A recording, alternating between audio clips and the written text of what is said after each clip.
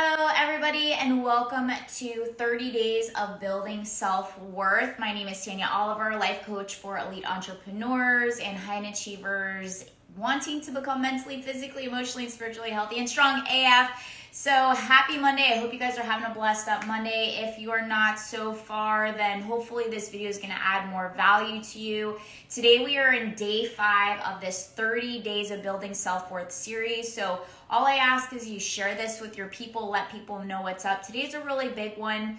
Everything is a projection of how we're treating ourselves internally, and then that impacts what's going on externally. Today's about self-bullying and transitioning the self-bully into the self-supporter. So if you're somebody that's super hard on yourself, or if you know of other people that are super hard on themselves, share this video with them and let them know what's up. So today we're just transitioning that into somebody that's caring, loving, and that's just how it is. So we're going to break this down. We're going to get clear on acts and ways of how this happens, and then ways of how you can transition it and turn it into day by day practical things. Remember, you guys, it's the small things that lead to the big things, and how you're treating yourself is going to impact your overall quality of life with your business life and your relationships. So today is really about the self-bully. So let's get clear on what that is. This is the act of pushing, adding pressure, judging, and criticizing yourself to do things, to feel a certain way, and to think in ways that hurt or sabotage yourself. This is also known, I get this question asked a lot on self-sabotage.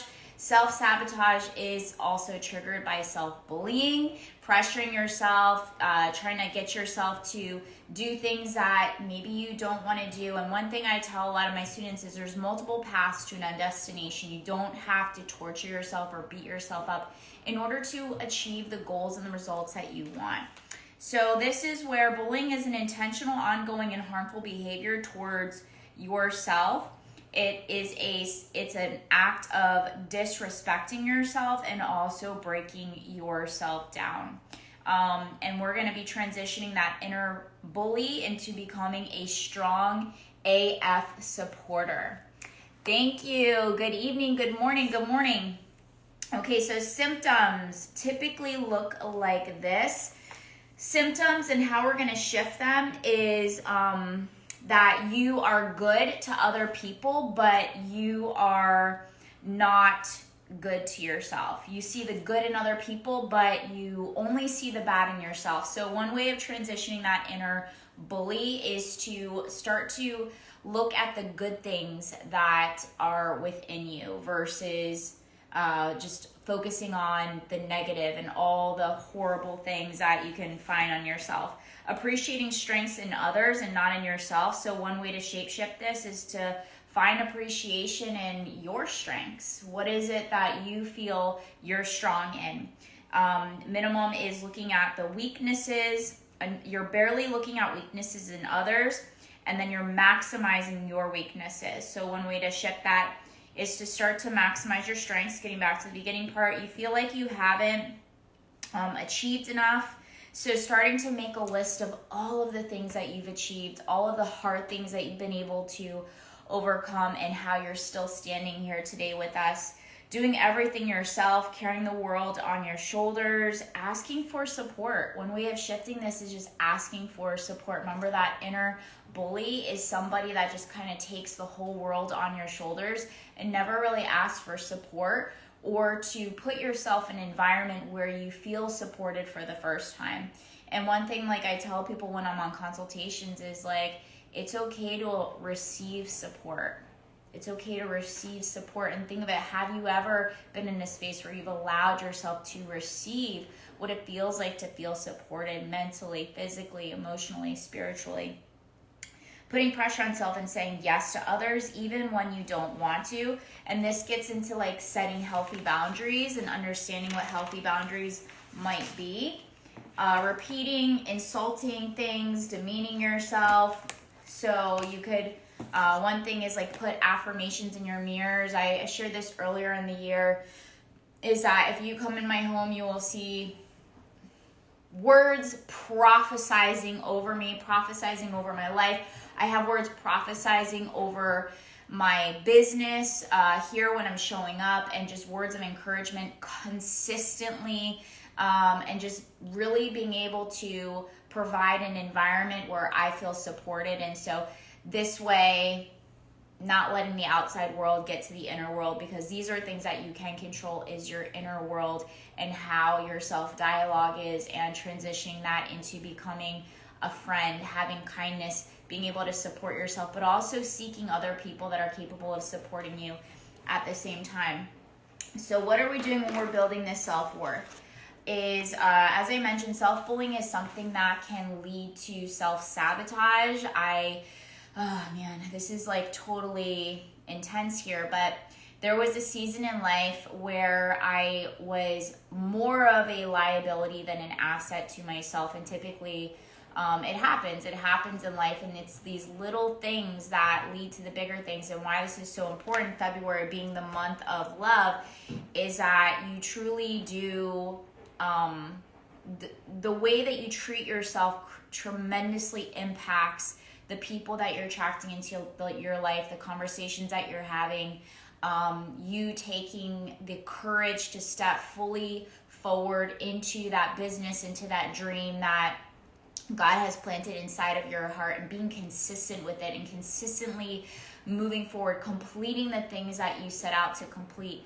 And I remember where I was just constantly emotionally hungry and numbing myself and sabotaging my goals by binge eating and drinking and compulsive skin picking, which a lot of people don't know that about me, whereas I was chronically tearing at my face and just really doing every single thing in order to sabotage me wanting to be beautiful or feel pretty or feel attractive. And I did everything in my power to make myself feel ugly, to make myself feel unwanted, to make myself feel, and physically that was a projection of what was going on internally. And that's why the self-bullying has a huge impact on like how you're showing up and what you're doing, and the level of not only how much you appreciate yourself, but your level of worth, of what you feel you are worth in your life. There's something called 17 seconds, which is really powerful. It's a very practical tool that I think is going to help you tremendously. And it's 17 seconds is like kind of going on this rampage of appreciation. Abraham Hicks talks a lot about this, where the moments where you start to go into the dark, I call it like the red zone, the moments that you start to go into the red zone, that you start to think about the opposite of that. Just like I said in here, when you're consistently putting yourself down or insulting yourself or bullying yourself, that you get into a space of appreciation, of thinking of all your accomplishments. I sometimes will have my clients or even myself make a list in moments where I feel really low, where I'll just write out everything that I've achieved, everything that I've completed, everything that I said I was going to do and I did it, everything that I finished and followed through it, the moments that I'm still here standing during the hardest segments of life, where I had to go back and clean up past mess cleanups, and how you're still standing here, you're still here, you still have a pulse. So what are you good at? Making a list of what are you good at? What am I good at? What are your strengths? Maybe you light up a room. Maybe you're super encouraging to other people. What have you accomplished? Set achievable goals daily. Really big. Maybe it's just getting out of bed and making your bed. That's a goal. And setting achievable goals. Yesterday we talked about when you set standards that are way all the way up here versus just like, what's that next level? You're still gonna get here, but like, let's take a staircase, especially if you're looking back at your patterns and your habits. Sometimes you're gonna see a lot of people on social media and they're like, oh, just go full force, but stay in your lane. Stay in your lane, mind your business, get to really know yourself. And that's what this comes into also, is like, get to know you. Who are you? How do you move? How do you operate? I take my time, but every day counts for me, and I know that. So I enjoy the process, and that self-care is a huge non-negotiable, which another thing in here is like, establish your non-negotiables, establish your boundaries, set boundaries for yourself, set non-negotiables for yourself, identify your needs. What do you want? Get clear on what you want. And then the other one is set achievable goals, reach out for support, hire a coach, create an enriched ecosystem in your home, in your relationships. Social detox is huge. If you are following people and it makes you feel inferior, which is a lot of what even that is about, is like you think so highly of everybody else, but you don't think anything of yourself. If we're building self-worth, like, go through a social detox. I don't want to see butt pictures in my social feed, so I'm unfollowing some people, even if I have to cross paths with them. It doesn't like make my life better. So even if you guys are following me and you're like, oh, she doesn't make my life better, like, unfollow me. This is about you. This is your life. This is about you taking full responsibility, taking full ownership, and really stepping into you, because the world is waiting on you to fully show up. And in order to do that, it all starts with what's going on internally. And the more that you find worth within your life, and the more that you find worth within the quality of work that you're projecting out into the world, so many people get to receive the benefit of that.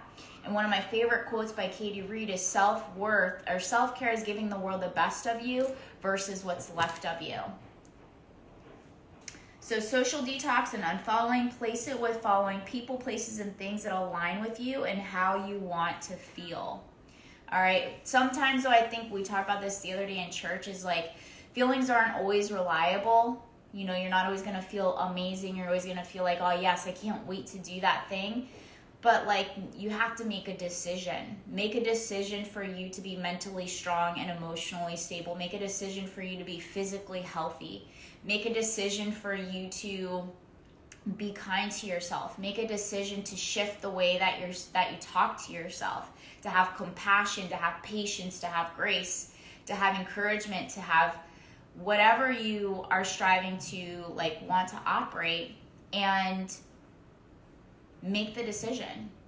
So today was really all about that. Hopefully you enjoyed this. If you added value, just engage.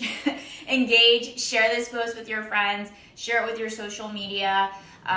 Share it with people that might be needing this information. I'm going to be sending all this inside of the email. So if you're not in the email, go to tanyacoliver.com/calendar. This is going to be uploaded into YouTube.